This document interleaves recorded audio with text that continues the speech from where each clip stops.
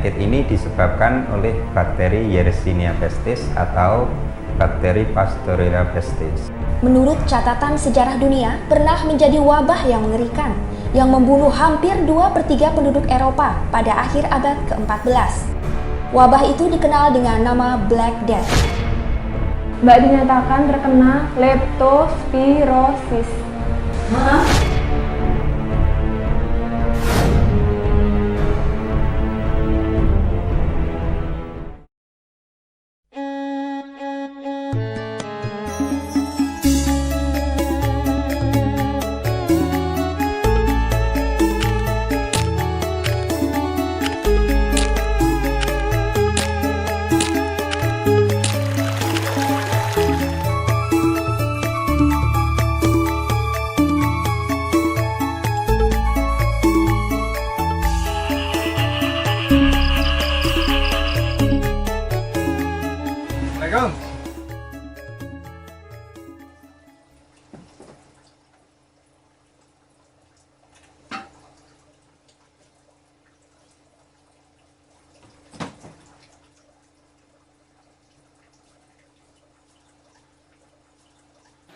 Lho, Det. Daneng langsung maem ora wis jam dhisik. Suwen, plak ngelih. Engko mriyang lho. Wis sapa? Ora wis ora dosa. Kok tangane kok kowe kotor, anakku manik. Benek.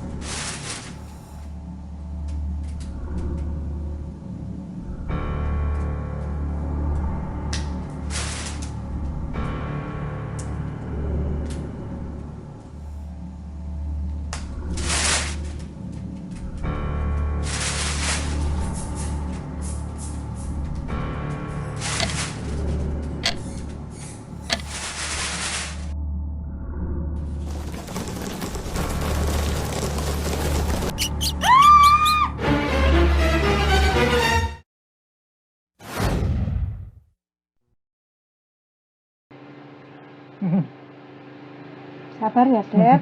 Besok perisan mari wis ngurus bae. Mulane domongi wong tua manut. Iya, Mbak. Eni. Eni. Eni. Kowe kenang apa?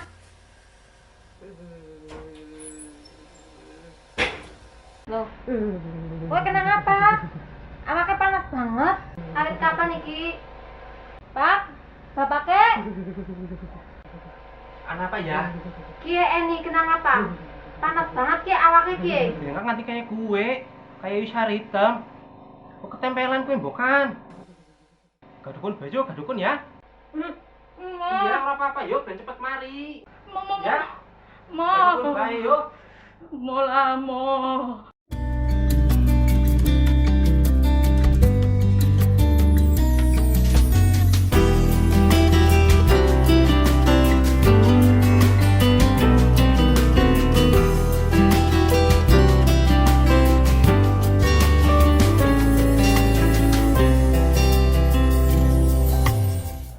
Apakah rumah Mbak kotor?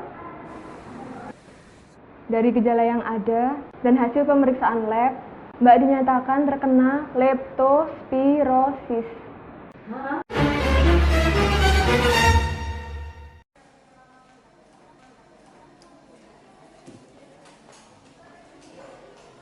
Saudara Dedi.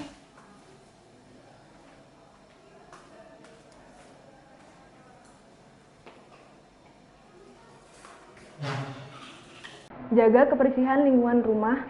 Selain itu, sebelum makan jangan lupa cuci tangan. Nah, menurut pemeriksaan hasil lab kami, Bapak terkena leptospirosis.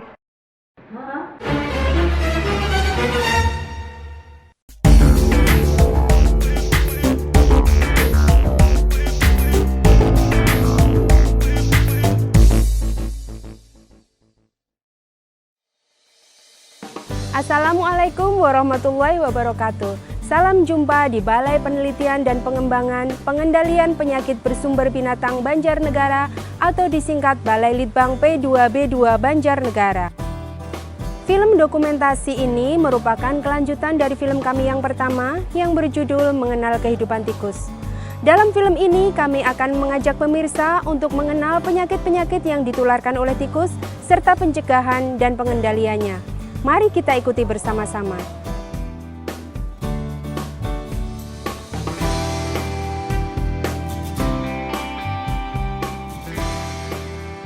Tikus merupakan binatang dari ordo Rodentia yang memiliki sifat mengerat karena gigi serinya itu tumbuh seumur hidupnya. Tikus itu dia hewan kecil karena ukuran tubuhnya kurang dari 500 mm, seluruh tubuhnya tertutup oleh rambut dan memiliki 2 pasang kaki serta ekor yang tertutup oleh sisik. Masyarakat awam mengenal tikus itu sebagai hewan hama dan sebagai penular penyakit baik kepada manusia maupun kepada hewan peliharaan. Demikian halnya dengan cecurut, meskipun cecurut itu bukan hewan pengerat atau dari ordo Rodentia, tetapi mampu menularkan beberapa penyakit dari hewan kepada manusia ataupun hewan peliharaan.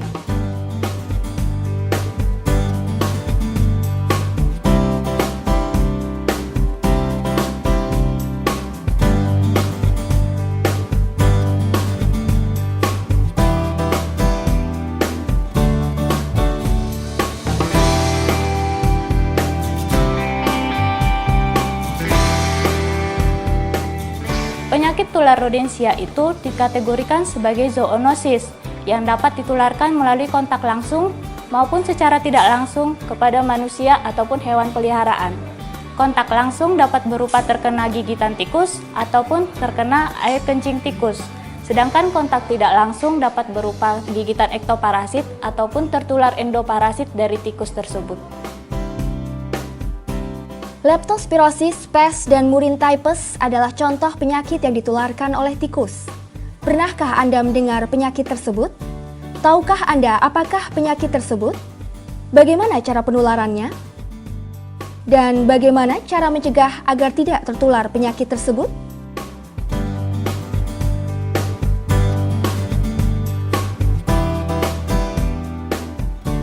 Enggak. Suka? Enggak. Tikus, saya nggak suka, Mas. Tidak suka. Karena ada yang mengandung penyakit. Karena tikus membahayakan bagi manusia. Tikus dapat menyebarkan berbagai macam penyakit untuk manusia. Pernah, Mas, di rumah. Ya, digigit. Saat tidur digigit. Nah, terusnya makan makanan yang mau kita makan. Jadi nggak bisa kita makan, kita buang. Enggak. Tahu saya leptospirosis, pes. Murine typhus?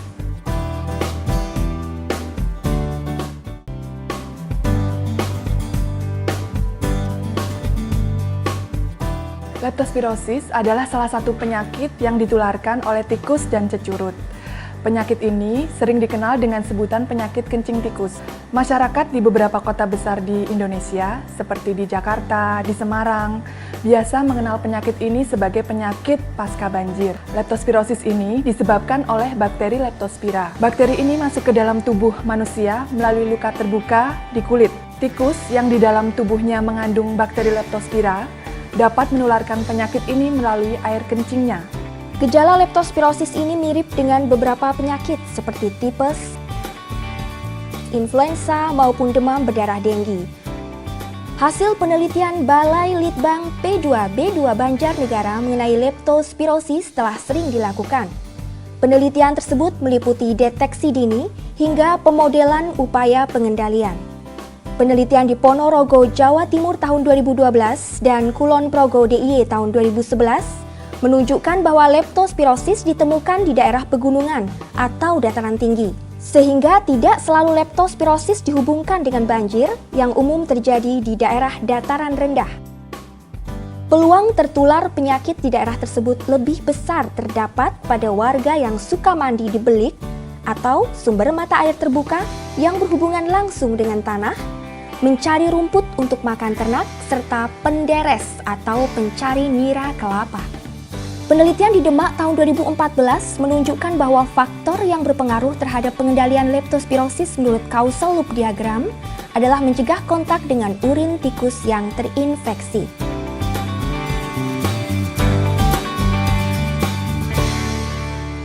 Infeksi leptospirosis diobati dengan antibiotik untuk membasmi bakteri dan mengembalikan fungsi tubuh yang terganggu akibat kondisi tersebut.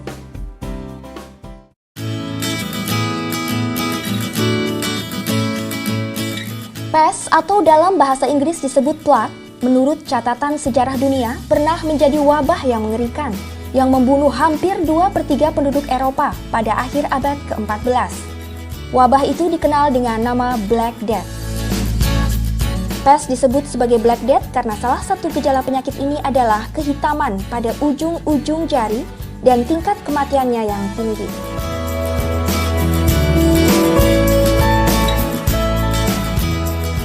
Jadi penyakit PES ini mempunyai beberapa nama.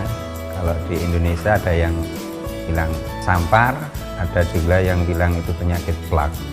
Nah, penyakit ini disebabkan oleh bakteri Yersinia pestis atau bakteri Pasteurella pestis. Biasanya dia berada pada inang pinjal, di mana dia pinjal itu hidup pada roden atau tikus terutama.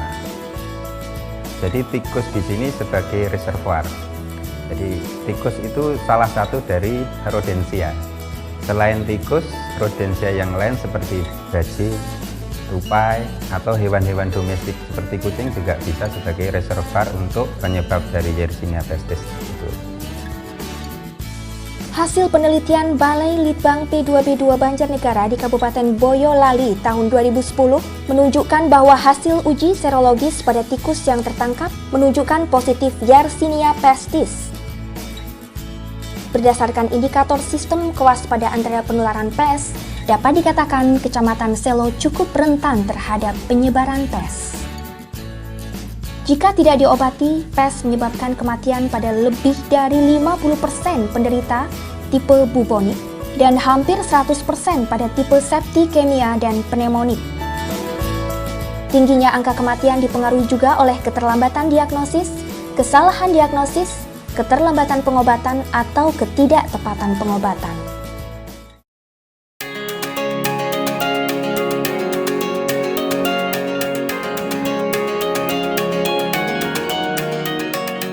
Penyakit yang lain yang dapat pula ditularkan oleh tikus yaitu Murine typhus. Penyakit ini jarang dikenal dan diketahui masyarakat. Gejala yang paling umum muncul pada penderita Murine typhus setelah masa inkubasi 7-14 hari, antara lain demam, sakit kepala, dan ruam pada kulit.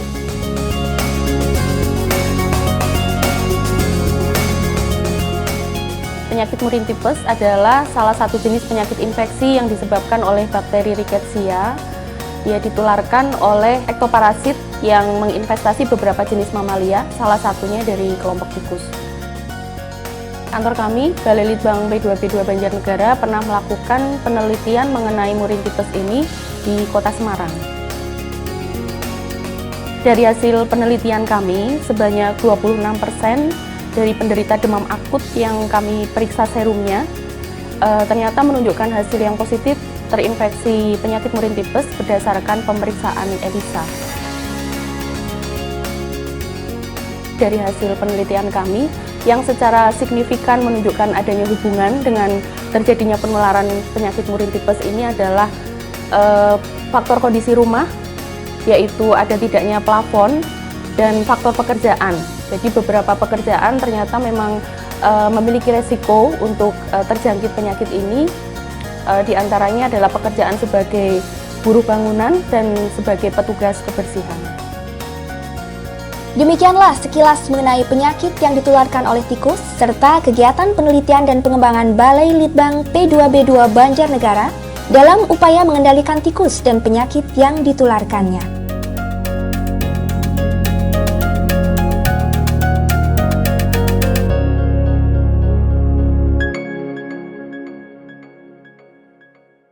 Ketiga penyakit tersebut merupakan sebagian kecil dari penyakit yang dapat ditularkan oleh tikus kepada manusia.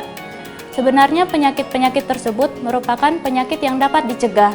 Pencegahan yang terbaik adalah menghindari kontak dengan tikus dan cecurut, baik secara langsung maupun secara tidak langsung, seperti menghindari air kencing, kotoran, ataupun gigitan tikus. Balai Litbang P2B2 Banjarnegara telah melakukan penelitian mengenai pengendalian penyakit yang bersumber dari tikus. Di antaranya adalah pengembangan model pengendalian leptospirosis di Kabupaten Demak pada tahun 2014. Model pengendalian tersebut mengkombinasikan berbagai upaya, diantaranya pengendalian tikus dan pencegahan kontak dengan air tercemar sebagai pencegahan utama penularan leptospirosis kepada manusia.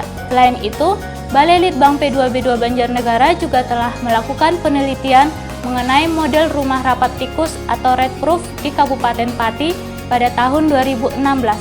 Hasil penelitian tersebut menunjukkan bahwa banyak dari penataan rumah dan struktur rumah yang harus diperhatikan saat pembangunannya untuk menghindari adanya tikus di dalam rumah sehingga menurunkan kemungkinan tertularnya penyakit bersumber rodentia terhadap manusia.